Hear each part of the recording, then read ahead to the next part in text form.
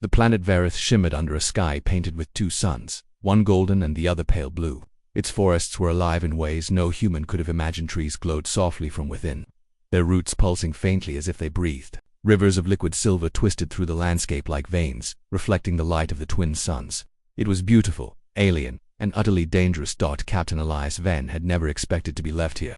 He'd joined humanity's first expedition to Varith with pride, hoping to prove himself after years of being overshadowed by more celebrated explorers. But now, he stumbled alone through the dense forest, his uniform torn and his body battered. His ship, the EOS, had abandoned him without warning when tensions between crew members boiled over. Some argued it was too risky to stay longer. Others simply didn't care enough to look for him after he went missing during a scouting mission. Either way, Elias found himself stranded on an alien world with nothing but his wits and fading hope. His communicator crackled weakly against his belt, useless since the crash that destroyed its main transmitter. Hunger gnawed at his stomach, and every step felt heavier than the last. The air smelled sweet, almost floral, but it did little to comfort him as shadows stretched unnaturally long across the ground. Nightfall on Varith wasn't just darkness, it was a living thing. The glowing trees dimmed slowly, replaced by luminescent fungi that cast eerie patterns on everything around him. Strange sounds echoed through the forest, low hums, clicks, and something resembling laughter but not quite. Elias knew he couldn't keep going much longer. His water supply was nearly gone, and exhaustion weighed down his limbs. As he collapsed against the base of a massive crystalline tree, he wondered if anyone would even remember him back home. To them, he might already be dead or worse, forgotten entirely. Humanity often underestimated itself, thinking survival meant brute strength or advanced technology. But out here, surrounded by towering plants that seemed to watch him with silent curiosity, Elias realized how fragile humans truly were compared to the vast unknown. But Varith wasn't uninhabited. Deep within the forest, hidden among the glowing flora, lived the Kelletha tribe of alien women who ruled this land with quiet authority. They were tall and slender, their skin shimmering like opals under the dim light of the forest canopy. Their eyes glowed faintly, shifting colors depending on their emotions. To outsiders, the Keleth were enigmatic and feared. Rumors spoke of their fierce protectiveness over their territory and their disdain for those who trespassed. Yet, despite their reputation, they weren't cruel. Survival was sacred to them, and life, even in its weakest forms, deserved respect. When Elias collapsed near the edge of their sacred grove, it was Celine, the matriarch of the Keleth, who discovered him. She knelt beside his unconscious form, her expression unreadable as she studied his frail frame. To her, he looked pathetic. Bones, thin skin, no natural defenses against the harshness of Varith. And yet, there was something about him, something unfamiliar. Her people rarely encountered outsiders, let alone one so different from themselves. Most invaders came armed, loud, and destructive. This man carried none of those traits. Instead, he seemed broken, desperate, and oddly determined. He shouldn't be here. One of her warriors whispered behind her, her voice tinged with both concern and suspicion. What if he brings trouble? Celine didn't respond immediately. She placed a hand gently on Elias's forehead, feeling the heat radiating off his skin. He was sick, dehydrated, and close to death. A lesser leader might have turned away, leaving him to the mercy of the wild. But Celine saw something worth saving, not because she pitied him, but because she sensed potential in his presence. Perhaps his arrival wasn't mere coincidence. Perhaps the gods of the forest had sent him for a reason. Bring him, she ordered finally, her voice calm but firm. Two warriors stepped forward, lifting Elias carefully. They carried him toward their village nestled deep within the heart of the forest, where bioluminescent vines draped over structures made of woven crystal and wood. The villagers watched curiously as the stranger was brought inside Celan's dwelling, their glowing eyes following every movement. As night fell fully, the forest transformed into a sea of soft lights. Inside the dwelling, Elias lay unconscious, unaware of the lives he was about to touch and the bond that would soon grow between him and these mysterious beings. For now, though, all he could do was dream of survival while the Keleth debated what to do with him. Little did Elias know, his rescue marked only the beginning of a journey far greater than anything he'd ever faced before. Elias woke to the sound of soft murmurs and a warm, tingling sensation spreading through his body. His vision blurred as he opened his eyes, but the faint glow of the room came into focus, a space filled with shimmering fabrics hanging from the ceiling like curtains, casting colorful patterns on the walls. The air smelled sweet, almost medicinal, and he could feel something cool pressed against his forehead. It took him a moment to realize that he wasn't alone. Around him stood several figures, tall, slender beings with glowing eyes that shifted hues depending on their emotions. Their skin shimmered softly in shades of pearl and lavender, catching the light like liquid moonlight. They moved gracefully, whispering to one another in a language Elias couldn't understand. Though their features were unfamiliar, there was an undeniable kindness in the way they tended to him. One of them noticed Elias stirring and gently placed a hand over his chest, signaling for him to stay still. It was overwhelming, not just because of where he was, but because these creatures didn't seem hostile. In fact, they appeared curious. A wave of gratitude washed over Elias, though it quickly mingled with confusion. Who were they? Why had they saved him, and what did they want? As if sensing his questions, Cillian stepped forward. Her presence commanded attention.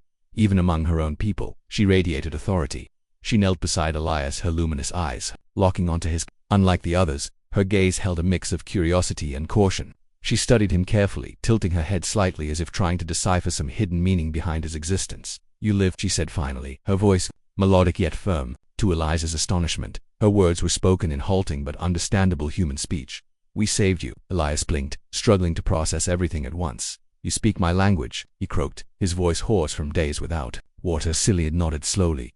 "Some learned from watchers, not all agree." Her tone carried a hint of tension, suggesting that not everyone in her tribe shared her willingness to help outsiders. Before Elias could respond, another Kelith woman entered the dwelling, a warrior named Liray. She carried herself differently than Cillian, her movements sharp and deliberate. Her glowing eyes flickered yellow with suspicion as she regarded Elias. Without hesitation, she addressed Cillian in their native tongue, her tone urgent and disapproving. Whatever she said caused a ripple of unease among the gathered women. Cillian listened patiently before responding firmly, her voice cutting through the tension. Liray hesitated, then turned her fiery gaze back to Elias, though he couldn't understand her words. The message was clear. She didn't trust him. The confrontation ended abruptly when Cillian rose to her full height, asserting her dominance. With quiet confidence, the other women fell silent, bowing their heads respectfully before retreating. Only Cillian remained, watching Elias intently. "Why save me?" Elias asked weakly, breaking the silence. He felt vulnerable lying there, completely dependent on these strangers who could have easily left him to die. Cillian tilted her head again, considering his question. "You are small, fragile," but she paused, searching for the right word. "Different, not like others who come here." Her answer puzzled Elias, but before he could press further, she stood and gestured for him to rest. Clearly this conversation was over for now. As she exited the dwelling, Elias let out a shaky breath, his mind racing. These aliens weren't what he'd expected. They weren't primitive savages or cold conquerors. They were intelligent, compassionate, and deeply complex. Yet they were also wary of him, perhaps even fearful of what his presence might mean. Over the next few days, Elias began to recover thanks to the care of the Kelith. They fed him strange, nutrient-rich fruits and applied healing salves made from local plants. Slowly, his strength returned, though his mobility remained limited. During this time, he observed the tribe closely, piecing together fragments of their culture. The Kelith lived in harmony with their environment, relying on nature for sustenance and protection. Their society was matriarchal, with decisions made collectively under Salan's guidance. There was no visible hierarchy beyond respect for wisdom and experience. But despite their hospitality, Elias couldn't ignore the tension surrounding him. Many of the Kelith avoided him altogether, while others watched him warily as if waiting for him to make a wrong move. Even Liray continued to challenge Salan's decision to keep him alive, arguing passionately during gatherings inside the central hall, a large, circular structure adorned with intricate carvings that seemed to pulse with energy. One evening, as Elias sat outside his temporary shelter, he witnessed a rare moment of unity among the Kelith. The entire tribe gathered around a massive tree at the heart of the village, its trunk glowing brighter than any other in the forest. Cillian stood beneath it, addressing her people in their lyrical language. Though Elias couldn't understand the specifics, the emotion in her voice was unmistakable, hopeful, resolute, and tinged with defiance. Curiosity got the better of him. Using a nearby walking stick, Elias pushed himself to his feet and approached cautiously. When he reached the edge of the crowd, several pairs of glowing eyes turned toward him, some curious, others hostile. For a moment he thought about retreating, but then Cillian noticed him. Instead of dismissing him, she beckoned him closer. "This is Vera," she explained, gesturing to the glowing tree. "Heart of our home keeps us safe." Elias stared up at the magnificent tree, awestruck by its beauty and significance. "It's incredible," he murmured, unsure if she understood. Cillian nodded approvingly, her glowing eyes softening. "You see," for the first time since arriving, Elias felt a flicker of connection, not just with Cillian but with the Kelith. As a whole, they weren't so different from humans, after all. Both species valued life, community, and the natural world. But there was still so much he didn't know and so much they didn't trust him with. As the gathering dispersed, Liray lingered nearby, her piercing gaze never leaving Elias. He felt a chill run down his spine, realizing that her distrust hadn't waned. If anything, it had grown stronger. Whatever bond he'd begun to form with Cillian and the others, it was fragile and far from secure. That night, as Elias lay awake under the alien stars, he couldn't shake the feeling that his survival was only the beginning of a much larger challenge. The Kelith had saved him, yes, but would they ever truly let him go? The days turned into weeks, and Elias began to settle into a strange rhythm within the Keleth village. Though he was no longer bedridden, his movements were still restricted not by physical weakness, but by the watchful eyes of the tribe. The Keleth women continued to care for him, feeding him nourishing meals and allowing him access to certain parts of their settlement. But it became increasingly clear that they weren't just helping him recover, they were keeping him close, almost as if they feared what might happen if he wandered too far. Elias tried not to dwell on the implications. Instead, he focused on learning more about his hosts, observing their customs and attempting to communicate whenever possible. Cillian proved to be an invaluable guide in this regard. She often spent time with him, teaching him basic phrases in their language and explaining aspects of Keleth culture. Through her, Elias learned about their deep connection to the forest, their reverence for Vera, the glowing heart tree, and their belief in maintaining balance with nature. He also discovered how rare it was for outsiders to enter their territory, let alone survive long enough to earn their trust. But trust wasn't something the entire tribe extended freely. Lorraine remained a constant presence, her sharp gaze following Elias wherever he went. Her disapproval of his presence grew more pronounced with each passing day. On several occasions, she confronted Cillian openly during gatherings, her voice rising above the murmurs of the others. Though Elias couldn't understand her words, the frustration in her tone was unmistakable. One afternoon, while sitting near Vara's base, Elias overheard fragments of one such argument. Cillian stood tall, her expression calm but resolute, while Lirae gestured wildly, pointing at Elias before turning back to the matriarch. Several other Keleth women gathered around them, their glowing eyes flickering with unease. Finally, Lirae stepped closer to Cillian, her voice cutting through the air like a blade. Whatever she said caused a ripple of tension among the crowd. Cillian responded firmly, her voice carrying authority even as it softened toward the end. The argument ended abruptly when Cillian raised a hand, silencing everyone. She then turned and walked away, leaving Lirae standing rigidly in place, her fists clenched. Later that evening, Cillian approached Elias as he sat by himself outside his shelter. Her usual composure seemed slightly frayed, her glowing eyes dimmer than usual. Lirae fears you, she admitted after a moment of silence. She thinks you bring danger. Elias frowned, shifting uncomfortably under her gaze. Danger? I'm just one person. How could I possibly hurt anyone? Cillian hesitated, choosing her words carefully. Not all danger comes from weapons or force. Some dangers are unseen, changes we cannot control. Her voice carried a weight that hinted at something deeper, something Elias hadn't fully grasped yet. Before he could press further, Cillian changed the subject. You must prove your worth, she said simply. Show us why we should keep you here. Elias stared at her, stunned. Prove my worth. What does that mean? Cillian gestured toward the forest beyond the village. Tomorrow you join the hunt. If you can contribute, show skill or courage, perhaps my people will accept you. The idea of participating in a Keleth hunting expedition filled Elias with both excitement and dread. Hunting was central to their way of life, requiring strength, agility, and knowledge of the terrainal qualities Elias lacked. Still, he nodded, determined not to back down. If this was his chance to win their trust, he wouldn't squander it. The next morning, Elias joined a small group of Keleth hunters led by none other than Lirae herself. The tension between them was palpable as she handed him a lightweight spear crafted from smooth crystal and wood. Its design was elegant yet functional, unlike anything Elias had ever held before. He gripped it awkwardly, earning a derisive snort from Lirae. Do not slow us down, she warned in broken human speech, her glowing eyes narrowing. Elias swallowed hard but forced himself to nod. This wasn't just a test, it was a challenge, one designed to push him to his limits. The group moved quickly through the forest, their movements fluid and silent. Elias struggled to keep up, his legs burning as he navigated roots and uneven ground.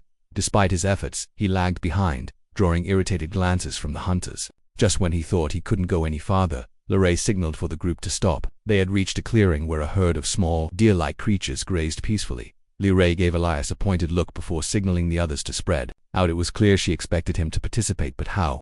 He had never hunted in his life, let alone used a spear. Panic bubbled inside him as he watched the others prepare to strike. Then, inspiration struck. Instead of charging forward recklessly like the others, Elias climbed onto a nearby rock formation, positioning himself above the herd. From there he could see everything, the patterns of movement, the subtle shifts in behavior that signaled fear or curiosity. When one of the creatures wandered too close to his perch, Elias steadied his breathing and hurled the spear with surprising accuracy. The weapon struck true, embedding itself in the creature's side. For a moment, silence fell over the clearing. The other hunters froze, staring at Elias in shock. Even Lirae looked taken aback, though she quickly masked her surprise with a scowl. Still, the deed was done.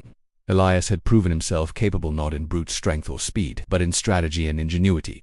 As the group returned to the village later that day, dragging the slain creature behind them, Elias felt a flicker of pride. For the first time since arriving on Verith, he had earned a measure of respect not just from Cillian, but from some of the other Keleth as well. Even Lyrae grudgingly acknowledged his contribution, though her distrust lingered.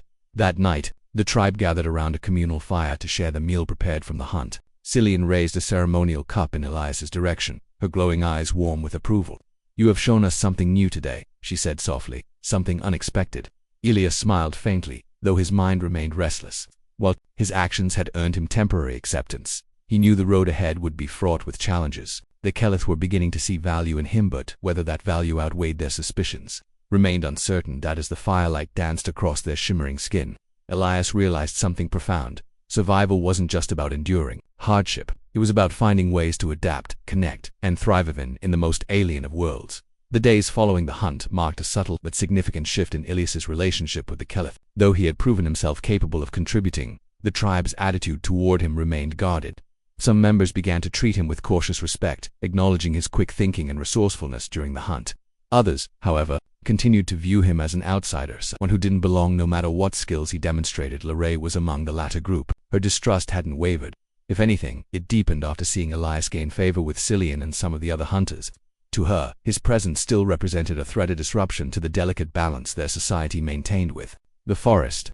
She made no secret of her disapproval, often challenging Elias whenever she could, whether through sharp remarks or deliberate attempts to test his limits. One such moment came during a gathering near Vera, the glowing heart tree. The Keleth had convened to discuss recent changes in the forest, an unusual phenomenon that left many uneasy. Several areas of the bioluminescent woods had begun to dim, their vibrant colors fading into dull gray. Plants once teeming with life now appeared brittle and lifeless, as though something was draining them of energy. No one knew the cause, but whispers of unease spread throughout the village. Cillian stood beneath Vera, addressing her people. Her voice carried both concern and determination as she spoke about the need to investigate the issue. "We must find answers," she declared, "before the sickness spreads further." Elias listened intently from the edge of the crowd, intrigued by the problem. Though he lacked knowledge of the forest's inner workings, his human curiosity sparked at the mystery. He couldn't help but wonder if this strange illness might be connected to something beyond natural causes, perhaps even linked to humanity's arrival on Verith. When the meeting concluded, Lyrae approached Cillian, her glowing eyes flashing, yellow with agitation. "Why not send the outsider?" she suggested loudly enough for everyone to hear. "Let him prove his worth again or fail entirely." Cillian turned to face her, her expression unreadable. For a moment, silence hung heavy in the air. Then, without hesitation, she nodded. "Very well," she said evenly. "Elias will join the expedition." Elias felt his stomach drop. While he appreciated being included, the weight of responsibility settled heavily on his shoulders. This wasn't just another test, it was a mission critical to the survival of the Keleth and their home. If he failed, the consequences would ripple far beyond his own fate. The next morning, Elias set out with a small team led by Lyrae herself. They ventured deeper into the forest than he had ever gone before, traveling through regions where the light barely reached the ground. The air grew colder, and the usual hum of life faded into an unsettling quiet. As they moved closer to the affected areas, the signs of decay became impossible to ignore. Trees that should have shimmered with radiant hues stood dark and brittle, their leaves crumbling at the slightest touch. Even the river nearby seemed sluggish, its silvery surface dulled to a murky gray. Elias knelt beside one of the dying trees, running his fingers over its rough bark. Something about it felt wrong. It reminded him of stories he'd heard about environmental damage caused by human interference back on Earth, pollution, deforestation, and neglect leading to irreversible destruction. Could something similar be happening here? "What do you see?" Lyrae asked sharply, breaking his thoughts. Her tone was mocking, but there was also a flicker of genuine curiosity beneath her hostility. "I'm not sure yet," Elias admitted, choosing honesty over pride. "But I think whatever's causing this isn't natural. Something's interfering with the forest's balance." Lyrae frowned, clearly skeptical. "You speak of things we do not understand. Explain." Elias hesitated, searching for words that might bridge the gap between their worlds. "Back where I come from, humans sometimes harm nature without meaning to. We take too much, leave waste behind, or introduce things that don't belong. Maybe something like that is happening here." His explanation drew murmurs from the others in the group. While none of them fully understood his reference, the concept resonated. The Keleth lived symbiotically with the forest, relying on its health for their survival. The idea of an external force disrupting that harmony struck a chord. Determined to uncover more, Elias pressed onward, examining the terrain closely. Eventually, he noticed something peculiar, a faint trail of metallic debris scattered along the forest floor. At first glance it looked insignificant, but upon closer inspection, he realized it wasn't native to Verith. The fragments bore markings consistent with human technology. A chill ran down Ilias's spine as realization dawned. This isn't just happening, he said quietly, holding up a shard of metal. Someone or something is doing this. Liray stepped forward, her eyes narrowing as she studied the fragment. Your kind, she accused bluntly. Humans. Elias shook his head vehemently. No, not my crew, I swear it. But maybe someone else came here after us, someone who didn't care about your world. The revelations sent shockwaves through the group. For the first time, the Keleth began to question their assumptions not only about Elias but about humanity as a whole. Was it possible that not all humans were destructive invaders? Or was Elias simply trying to deflect blame? As tensions mounted, Ilias made a bold decision. Let me help fix this, he offered earnestly. If humans caused this, then humans can make it right. Trust me at least, until we know the truth. Liray stared at him, her glowing eyes flickering uncertainly. Finally, she nodded curtly. Fine, but if you lie, you die. Over the next few days, Elias worked tirelessly alongside the Keleth to trace the source of the contamination. Using his knowledge of human engineering and the Keleth's understanding of the forest, they pieced together clues that led them to an abandoned mining site hidden deep within the wilderness. The equipment left behind confirmed Elias's suspicions. Another human expedition had landed on Verith, exploiting its resources without regard for the consequences. When they returned to the village with evidence, Cillian called an emergency council. As Elias recounted everything they had discovered, the atmosphere shifted dramatically. The Keleth began to see him not as a mere outsider, but as someone willing to confront the mistakes of his own kind, even if it meant risking his life by the end of the meeting. Cillian addressed the tribe. Perhaps we judged too quickly, she said softly, her gaze lingering on Elias. Not all humans are alike. Some may destroy, but others can heal. It was a turning point. For the first time, the Keleth started to truly consider humanity's potential not just as invaders, but as allies, and for Elias, it marked the beginning of a new chapter, one where trust and cooperation replaced fear and suspicion. The discovery of the abandoned mining site sent ripples through the Keleth village, forcing everyone to confront uncomfortable truths. The evidence was undeniable. Another human expedition had come to Verith, leaving devastation in its wake. While Elias wasn't responsible for their actions, he couldn't escape the weight of guilt that settled over him. The Keleth looked at him differently now, not just as an outsider or a potential ally, but as a representative of humanity's dual nature. Some saw hope in his willingness to help. Others, like Liray, remained skeptical, viewing him as part of a species prone to destruction. Cillian, however, chose to act decisively. She gathered her people and proposed a plan. They would work together with Elias to restore the damaged areas of the forest. It was a bold move, one that required trust on both sides. The Keleth would share their knowledge of the forest's healing processes, while Elias would use his understanding of human technology to identify and neutralize any lingering threats left behind by the rogue expedition. For Elias, this marked a pivotal moment. He had earned a fragile foothold among the Keleth, but the stakes were higher than ever. If he succeeded, he could prove that humanity wasn't defined solely by greed and exploitation. If he failed, the consequences would be catastrophic, not only for the Keleth but also for his own sense of purpose. Over the next several days, Elias threw himself into the restoration efforts. Working alongside the Keleth, he learned how deeply intertwined their lives were with the forest. Every plant, every stream, every glowing tree served a specific role in maintaining the ecosystem's balance. Cillian explained that Vera, the heart tree, acted as the forest's life force's source of energy that sustained all living things within its reach. The contamination spreading through the woods threatened to sever this connection, leaving the entire region vulnerable to collapse. Elias marveled at the complexity of it all. Back on Earth, humans often took nature for granted, exploiting resources without considering the long-term impact. Here, the Keleth lived in harmony with their environment, treating it as an extension of themselves. Their reverence for the forest inspired Elias to push harder, to think creatively about solutions that combined human ingenuity with the Keleth's ancient wisdom. One of the first tasks involved locating and dismantling remnants of the mining equipment scattered throughout the affected areas. Elias led small teams into the wilderness, venturing further than ever before. Each trip brought new challenges: treacherous terrain, unpredictable weather, and the constant threat of encountering whatever dangers lurked in the shadows. But Elias refused to let fear slow him down. With each piece of machinery removed, he felt a glimmer of hope that they might reverse the damage. Liray accompanied him on many of these missions, her presence a mix of supervision and reluctant partnership. Though she still harbored doubts about Elias, she couldn't deny his determination or his competence. On one occasion, when a section of unstable ground collapsed beneath them, Elias instinctively grabbed her arm, pulling her to safety. For a brief moment, their eyes met, and something unspoken passed between them. Gratitude, respect. Whatever it was, it softened Lyray's hostility, if only slightly. As the restoration progressed, tensions within the tribe began to rise. Not everyone agreed with Ceylon's decision to collaborate with Elias. A faction led by a younger warrior named Tyron argued that trusting a human, even one who seemed well-meaning, was too great a risk. They feared that allowing Elias to stay would invite more outsiders, potentially leading to further destruction.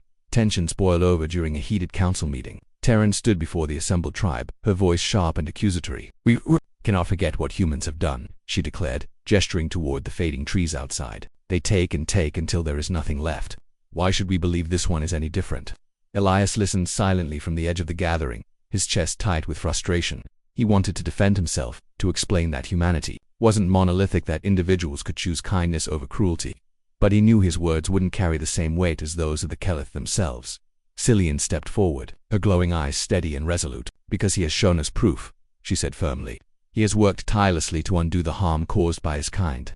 Would you turn away someone willing to make amends?" Terran hesitated, clearly torn. Before she could respond, Lyrae spoke up, surprising everyone. "I do not trust him fully," she admitted, her tone grudging but sincere. "But I have seen his actions. He fights for our forest as if it were his own." The room fell silent. Lyrae's endorsement carried significant weight. Given her initial opposition to Elias, her words swayed some of the doubters, though others remained unconvinced. Cillian seized the opportunity to propose a compromise. Elias would continue his work under close supervision, and the tribe would reassess their decision once the immediate threat had been addressed.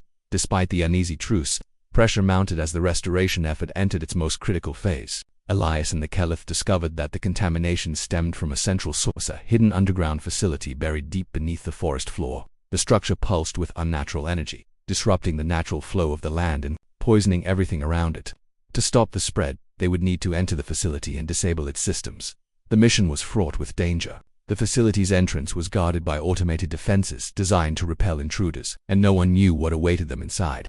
Still, Elias volunteered immediately, knowing that time was running out. Cillian insisted on joining him, along with a small team of warriors, including Lyra, as they prepared to descend into the facility. Elias felt a surge of resolve mixed with apprehension. This was more than just a test of skill. It was a chance to prove that humanity could rise above its flaws, to show that even in the face of overwhelming odds, compassion and cooperation could prevail. Standing at the threshold of the darkened structure, Elias turned to Cillian. "If we succeed," he said quietly, "maybe it'll change how your people see mine." Cillian studied him for a moment, her expression unreadable. Then, with a faint smile, she replied, "Perhaps, but remember, this change begins with action, not words." With that, they stepped into the unknown, ready to face whatever lay ahead. The underground facility was unlike anything Elias or the Keleth had ever encountered. Its walls shimmered faintly, not with the natural glow of the forest above, but with cold, mechanical light that pulsed in rhythmic waves. Strange symbols etched into the metallic surfaces glowed dimly, casting eerie shadows across the narrow corridors. The air was thick and stale, tinged with an acrid smell that made breathing uncomfortable. It was clear this place hadn't been designed for harmony with nature. It was built to exploit it. Elias led the group cautiously, his every step deliberate as he scanned the surroundings for signs of danger. Behind him, Celine moved with equal care, her glowing eyes scanning the space with sharp precision. Lyrae and two other Keleth warriors flanked them, their weapons at the ready, though none of them spoke openly about it. The tension in the air was palpable. They all knew the risks. One wrong move could trigger traps, unleash hostile machines, or worse, cause irreversible damage to the forest above. As they ventured deeper, the source of the contamination became increasingly apparent. Thick cables snaked along the walls and ceilings, pulsing with unnatural energy that seemed to drain life from everything it touched. At the center of the facility lay a massive machine, a towering structure covered in blinking lights and humming with power. It looked like a parasite, feeding on the forest's vitality and spewing waste back into the ecosystem. "This is it," Elias whispered, his voice barely audible over the hum of the machinery. "Whatever this thing is, it's killing the forest." Cillian stepped forward, her expression grim as she studied the machine. "It must be stopped," she said firmly. "But how?" Elias knelt beside the base of the structure, examining its intricate panels and control systems. His mind raced as he tried to decipher the alien technology. While much of it was unfamiliar, there were elements that resembled human designs, likely remnants of the rogue expedition that had built it.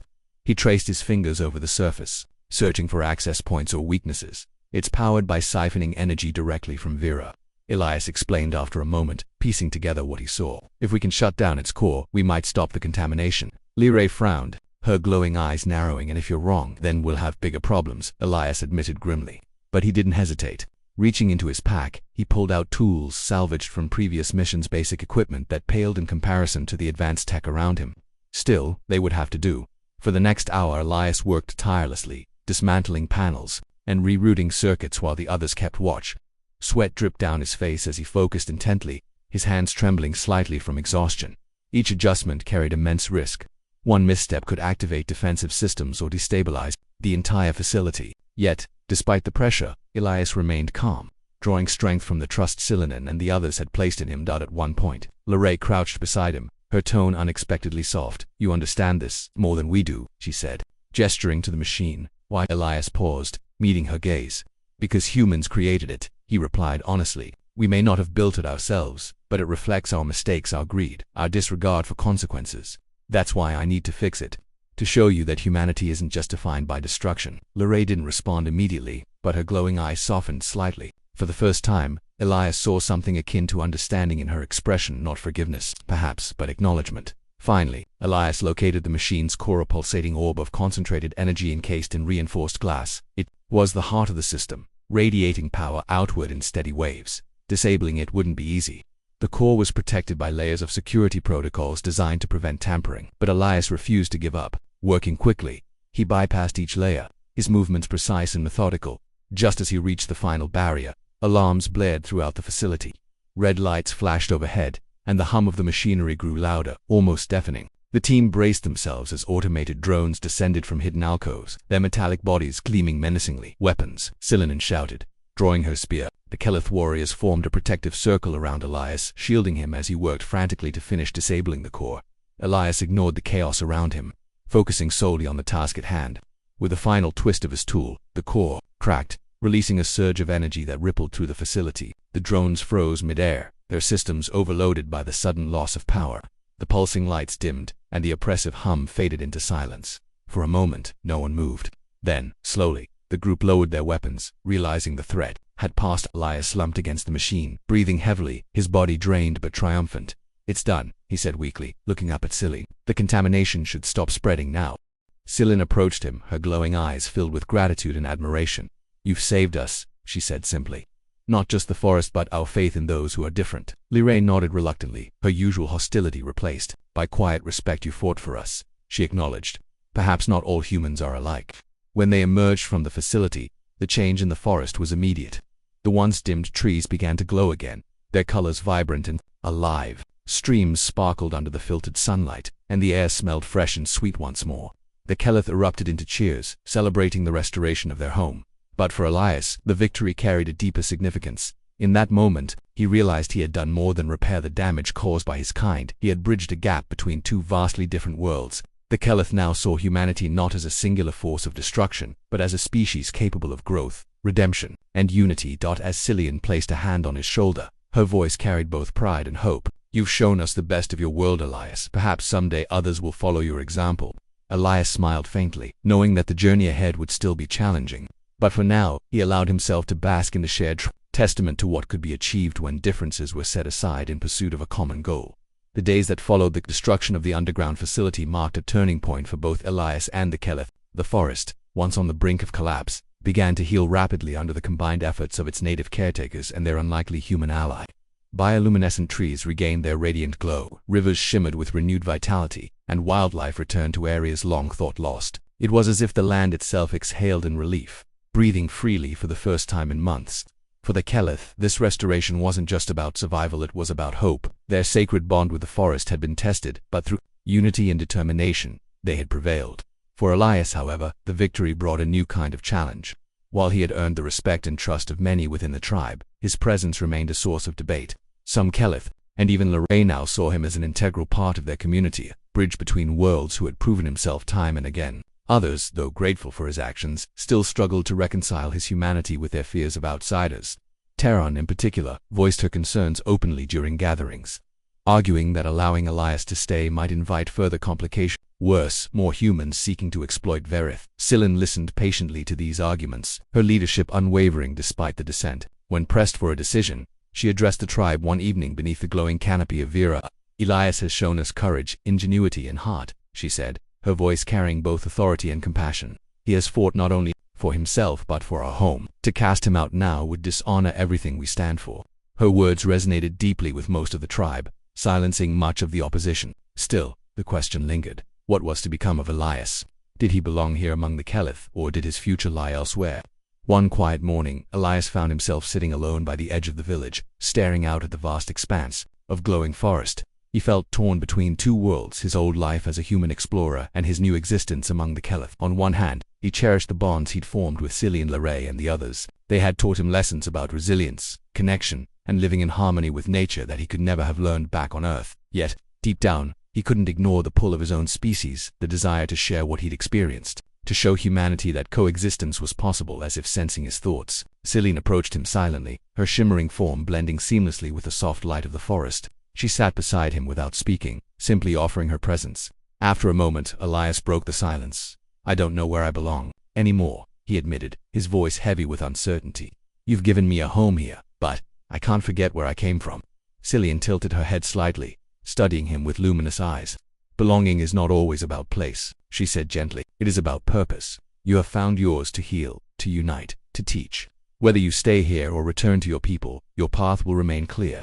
Her words struck a chord within Elias, easing some of the weight he carried. For so long, he had defined himself by his failures, being left behind, underestimated, overlooked. But now, he realized, he had been given a chance to redefine his legacy. His journey on Vareth wasn't just about survival. It was about transformation for himself, for the Kelith, and perhaps for humanity as a whole. In the weeks that followed, Elias made his decision. With Salan's blessing, he prepared to leave Vareth, not to abandon the Kelith, but to carry their story back to Earth. He promised to advocate for peaceful exploration, urging humanity to approach alien worlds with respect rather than exploitation. In return, Cillian entrusted him with a small artifact carved from the wood of Vera, symbol of the bond they had forged. On the day of his departure, the entire tribe gathered to bid him farewell. Even Liray offered a rare smile, her glowing eyes flickering softly with something akin to gratitude. As Elias boarded the shuttle that would take him back to orbit, he turned one last time to face the Kelith. Cillian stood at the forefront, her expression serene yet filled with quiet resolve. "Remember us," she called out, her voice carrying across the distance. "And remember this. Balance is fragile, but it can endure if we protect it together." Elias nodded, his throat tight with emotion. "I'll make sure they understand," he promised. Then, with a final wave, he stepped inside the shuttle and closed the hatch. Back aboard the orbiting spacecraft, Elias gazed out at the shimmering planet below. Vareth glowed faintly against the blackness of space, a beacon of beauty and resilience. He clutched the wooden artifact tightly, feeling its warmth against his palm. Though he was leaving the forest behind, its lessons and the people who had saved him would stay with him forever. As the engines roared to life and the ship ascended into the stars, Elias allowed himself a moment of reflection. Humanity had stumbled countless times throughout history, often causing harm in its pursuit of progress, but it was also capable of change, growth, and redemption. The Kelith had shown him that even the smallest acts of kindness and understanding could ripple outward, shaping the course of entire worlds. Somewhere far away, beneath the twin suns of Vareth, Cillian stood watching the sky. She didn't need to see the shuttle to know Elias was gone. And yet, she felt no sadness, only hope. Perhaps someday, when humanity looked up at the stars, they would see not conquest, but connection. Not division, but unity. And in that moment, both Elias and the Kelith knew the galaxy had changed because of what they had done.